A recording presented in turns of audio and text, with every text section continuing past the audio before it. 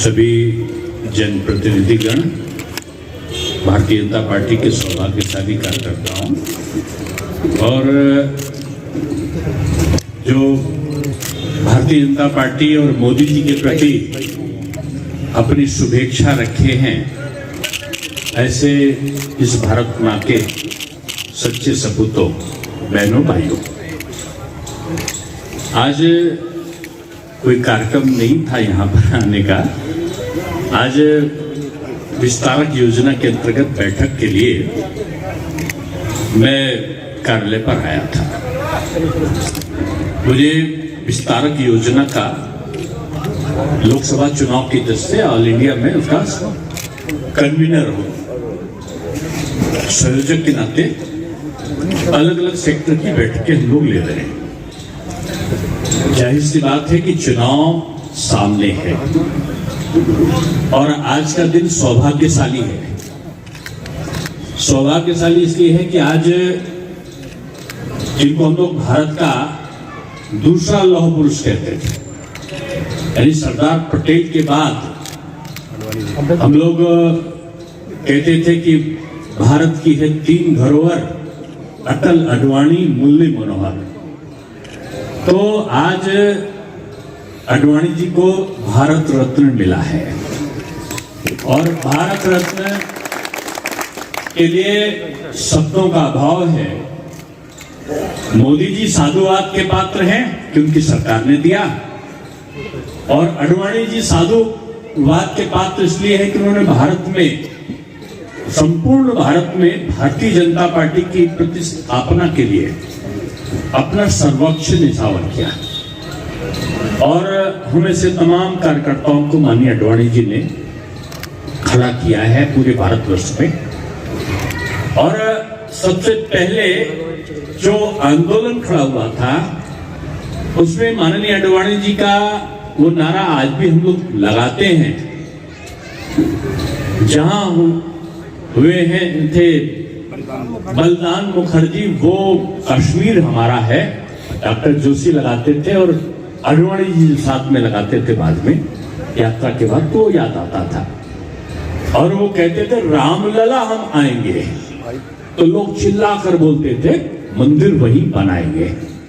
यानी आडवाणी जी एक तरीके के प्रेरक रहे हैं श्री राम जन्मभूमि मंदिर आंदोलन के, जो विश्व हिंदू परिषद और साधु महात्माओं के द्वारा किया गया था। उसको उन्होंने समर्थन देने के लिए यात्रा निकाली थी और पूरे भारत को एकजुट कर सके इसकी कोशिश करी थी। आज उनको हम लोग यहाँ से बधाई प्रेषित करते हैं कि मुजफ्फरनगर की आज इस महान जनता की तरफ से पहला उनको ये अभिनंदन हो रहा है। हम लोग अभी 2 दिन पहले भारत का, मोदी गवर्नमेंट का, जिसको कहना चाहिए कि 10 और 11 के बीच का बजट, अंतरिम बजट आया, क्योंकि जुलाई माह में देश के लगातार तीसरी बार बनने वाले प्रधानमंत्री श्रीमान नरेंद्र मोदी इसका जो बजट है 2024 का जुलाई में तीसरी बार प्रधानमंत्री बनने के बाद प्रस्तुत करेंगे। अभी अंतरिम बजट था और अंतरिम बजट में भी आपने देखा होगा कि भारत के विकसित भारत का, जैसे एक इमारत का निर्माण होता है, वैसे विकसित भारत की एक मजबूत इमारत का निर्माण करने का संकल्प 2047 में ये विकसित भारत बने, ये प्रधानमंत्री ने संकल्प किया है। और अंतरिम बजट के माध्यम से उसके 4 आधार स्तंभ, मकान बनाने के लिए खंभों की जरूरत होती है ना, तो 4 खंभे, 4 स्तंभ बनाए हैं। एक का नाम है युवा शक्ति, दूसरी का नाम है महिला शक्ति, तीसरी का नाम है किसान शक्ति, चौथी का नाम है गरीबी। ये 4 जातियां भारतवर्ष में कुल हैं, जिनके उन्नयन के लिए, जिनको समृद्धि के लिए इस देश को काम करना है, ऐसा प्रधानमंत्री ने कहा। अब ये अगड़ा, पिछड़ा, अनुसूचित, ये हिंदू, ये मुसलमान, इनके बजाय अब यही है कि अब ये केवट नहीं है, ये निषाद नहीं है, ये पंडित जी नहीं है, ये व्यस्त की नहीं, ये जातियां, ये युवा एक जाति है, इसको आगे बढ़ाना है। उसके लिए स्टार्टअप का, नए नए स्टार्टअप्स हैं, नई नई नौकरियां हैं, नए नए कौशल विकास के काम है। महिला उन्नयन है। अब तो 26 जनवरी की परेड में भी महिलाओं का शक्ति दिखी है कि आज फाइटर प्लेन की पायलट भी बन रही है तो महिला बन रही है। 50% आरक्षण अब लोकसभा और विधानसभा में भी महिला को मिल रहा है। अब महिला के लिए जो प्रधानमंत्री आवास आ रहे सब महिला के नाम आ रहे हैं। आप देखोगे शौचालय आ रहा तो महिला के नाम आ रहा है, गैस का कनेक्शन आ रहा तो महिला के नाम आ रहा है, जनधन योजना में उनके खाते में पैसा जो कोरोना के दौरान आया तो महिला के नाम आया। तो महिला शक्ति ये राष्ट्र शक्ति बने, ये दूसरा है। पहली जाति युवा शक्ति, दूसरी जात महिला शक्ति। अब महिला में कौन अगड़ा है, कौन सैनी है, कौन गुर्जर है, कौन जाट है, कौन अनुसूचित जाटो है? नहीं, भारत की एक ही जात है युवा शक्ति, दूसरी जात है महिला शक्ति, तीसरी जात है किसान की शक्ति और चौथी जात है गरीबी। राशन मिलेगा तो अगड़े को भी मिलेगा, पिछड़े को भी मिलेगा, हिंदू को भी मिलेगा, मुसलमान को भी मिलेगा। ये मकान मिलेगा तो गरीबी आधार होगा, सबको मिलेगा। यानी प्रधानमंत्री जी की सारी योजनाओं का केंद्र गरीब कल्याण की योजनाएं हैं। और भारतवर्ष आज जिस तेजी के साथ में बढ़ा है, हम लोग तो सपना देखते थे कि राम लला हम आएंगे और मंदिर वहीं बनाएंगे। मंदिर बन गया है। हम चिल्लाते थे, डॉक्टर जोशी नारा लगाते थे कि जहां हुए बलिदान मुखर्जी वो कश्मीर हमारा है। मोदी जी आ गए और मोदी जी ने उस कश्मीर में भी धारा 370 समाप्त करके 2 विधान, 2 निशान, 2 प्रधान नहीं चलेंगे और वहां भी आरक्षण लागू किया। वाल्मीकि समाज को जिंदगी भर झाड़ू लगाना है, ये नियम था। कश्मीर में अनुसूचित वर्ग के ऊपर कितना बड़ा अत्याचार भारतवर्ष में था, मोदी जी ने आकर उसको समाप्त किया और वाल्मीकि जी का हवाई अड्डा रामलला के अयोध्या में बनाया है। ये भारत है। अंबेडकर जी का पंचतीर्थ, जहां जहां अंबेडकर जी थे पंचतीर्थ, ये मोदी जी ने बनाया है। गरीब सामान्य वर्ग के लोगों के लिए आरक्षण, ये भी मोदी जी ने दिया है। आज कोई भी मुस्लिम का बच्चा पढ़ ले, उसकी तरक्की उसको भी फ्री में मिलेगा जैसा हिंदू को मिलता है। राशन गरीब मुस्लिम को भी मिलेगा जितना हिंदू को मिलता है। कोई भेद नहीं, यही राम राज्य है। और इस राम राज्य की स्थापना करने का जो चक्र चला है प्रधानमंत्री जी के नेतृत्व में, उन्होंने श्री राम जन्मभूमि मंदिर आंदोलन के बाद, माननीय सुप्रीम कोर्ट के निर्णय के बाद, जब अभी रामलला का मंदिर बना तो लग रहा था एक राजनीतिक संत भाषण दे रहा है। और राजनीतिक संत ने सबसे बड़ी बात जो कही थी उसमें उन्होंने कहा कि हमें विवाद से समस्या का नहीं, समस्या का निदान जो है, उसका निस्तारण जो है, ये विवाद नहीं करना है, हमें समाधान करना है। हमें विवाद के द्वारा भारत की उन्नति नहीं करनी है। इस भारत को विकसित भारत बनाना है तो हमें समस्याओं के समाधान के माध्यम से बनाना है।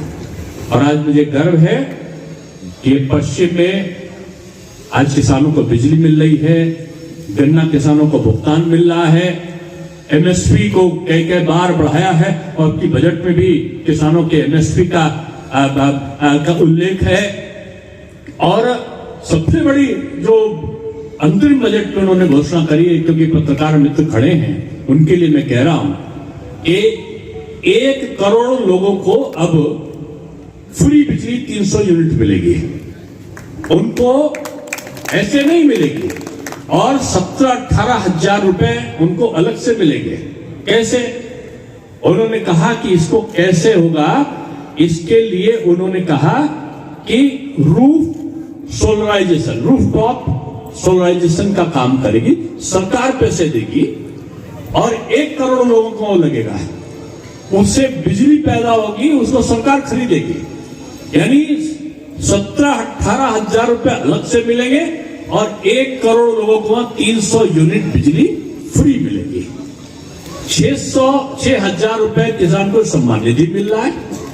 तमाम लोग कहते हैं कि मोदी जी कहते हैं पैसा आ जाएगा, अरे तो आवास जो दे रहे हैं, लाखों रुपए का आवास दे रहे हैं। आवास मिलना यही तो था।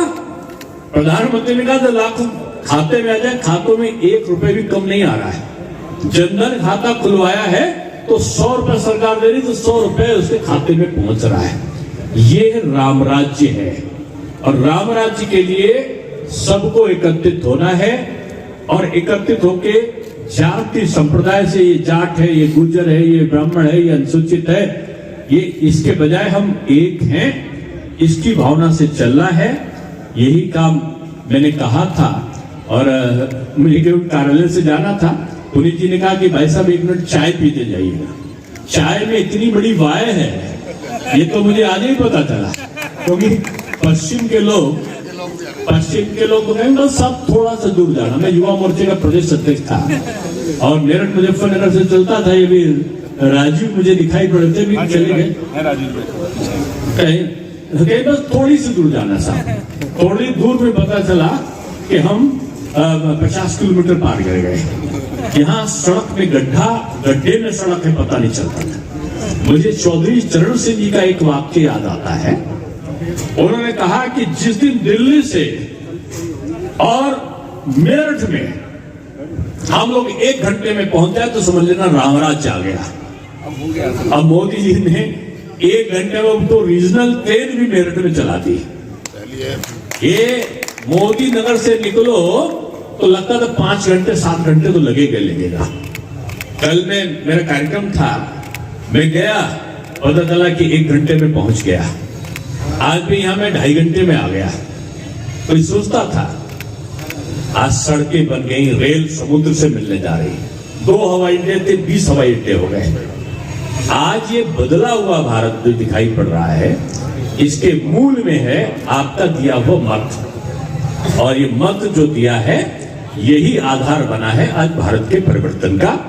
और अब की तो कल मैं राज्यसभा में था और राज्यसभा में मोदी जी थोड़े से आगे वाली सीट पे थे और सामने सीट पे श्री खड़गे जी कांग्रेस के वो बोल रहे थे।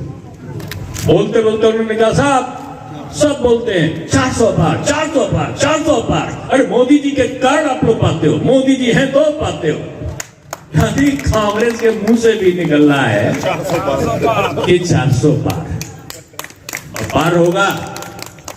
और पश्चिम की 14 है सीटें ना, आप देख लेना 13 नहीं आएंगी, 14 की 14 सीटें बीजेपी जीतेगी। और ये सपा बसपा माकपा बाकपा आप पाप इधर का उधर का जितना दल है कि काटो डांटो बांटो छाटो राज करो अंग्रेजों की तरीके से करने वाले लोग, ये प्रत्याशी ढूंढने में भी इनको कष्ट होगा। बीजेपी का प्रत्याशी घोषित रहता है। बीजेपी का प्रत्याशी कौन, एक मेरे कार्यकर्ता से पूछो तो चिल्लाकर बोलेगा कमल का फूल। तो ये कमल का फूल एक तरफ है और अपने अपने पार्टी के नेताओं की भूल, ये सपा बसपा माकपा बाकपा, ये कांग्रेस, ये आप, ये एक तरफ है। इनके निशान अलग हैं, इनके दल अलग है, इनका दिल एक है और वो दिल है इन किन प्रकार भाजपा को हटाओ मोदी को हटाओ, इनको सपना इनका पूरा नहीं होने वाला है।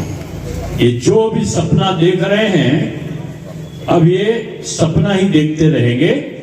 ये यात्रा कर रहे हैं, अब वो यात्रा निश्चित रूप में जो पैदल होने की यात्रा है वो उनको पैदल ही करेगी कि मोदी जो तो यात्रा करे कितने 100 किलोमीटर की, और मोदी जी पता चला कि वहां पर पहुंच गए ना लक्षद्वीप, वो 4 कदम की यात्रा कर लिए समुद्र के किनारे तो भूचाल आ गया मालदीव में, पता चला मालदीव की अर्थव्यवस्था भंग हो गई।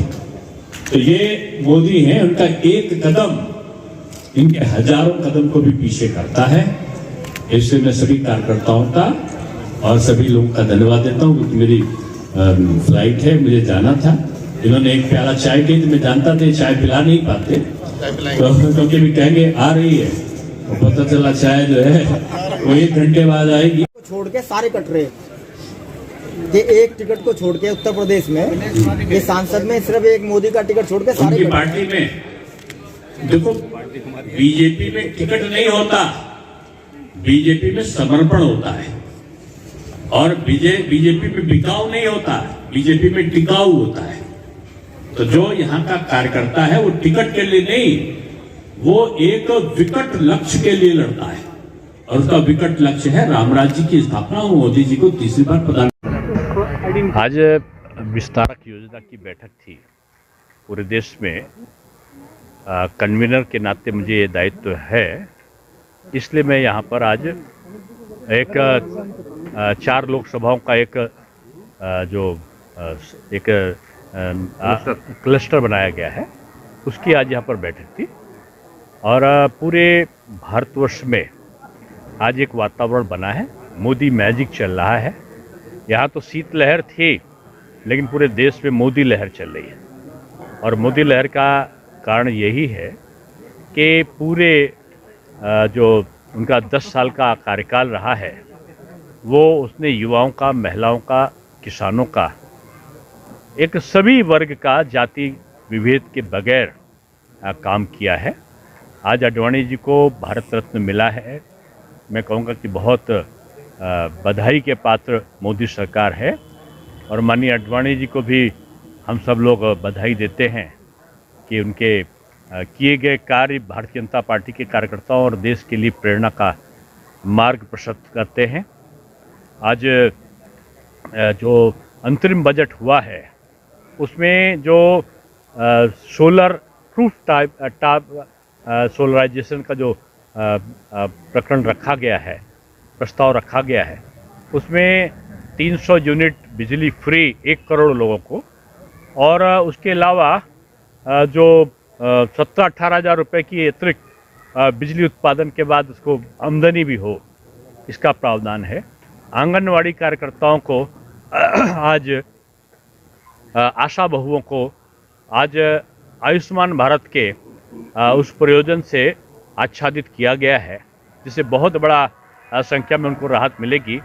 अब प्रधानमंत्री आवास जो मध्यम श्रेणी के लोग हैं, मीडियम वर्ग के, उनको भी अब ये प्रधानमंत्री आवास सुलभ होगा प्राथमिकता के आधार पे। ये बहुत बड़ी घोषणाएं हुई अंतरिम बजट में। अब मोदी जी जुलाई में जब पूरा बजट रखेंगे उनके नेतृत्व में वित्त मंत्री, तो निश्चित मान के चलिए कि विकसित भारत जो 2047 की कल्पना है, उसको साकार करने वाले इमारत का शिलान्यास अंतरिम बजट में हुआ है। उसके चारों स्तंभ जो गरीबी, महिला, युवा और किसान हैं, उनके उन्नयन की संभावनाओं को इसमें कैद किया गया है। और आप ये मानिए कि 2024 का जुलाई का जो बजट होगा, तीसरी बार प्रधानमंत्री बनने पे मोदी जी के, वो देश को विकसित करेगा। राहुल गांधी जी की पदयात्रा पर भी आपने पकड़ लो। अब वो हजारों पद चलते हैं तो कुछ नहीं, वो 3 राज्य हार जाते हैं। और मोदी जी तो 13-14 कदम चलते हैं लक्षद्वीप में, तो बदला कि मालदीव की आर्थिक व्यवस्था ध्वस्त हो जाती है। तो दोनों का अंतर है। राहुल जी अपना काम कर रहे हैं, मोदी जी देश की सेवा कर रहे हैं। इंडिया गठबंधन को भी आपने, वो गठबंधन है, और ये बंधन हुआ ही नहीं था जो खुलेगा क्या। इसमें गांठी लग नहीं पाई थी, लेकिन गांठ पड़ गई है। और धीरे धीरे आप देखते जाएंगे, जैसे जैसे चुनाव आएगा, वैसे वैसे गठबंधन जो है वो और सिकुड़ता जाएगा।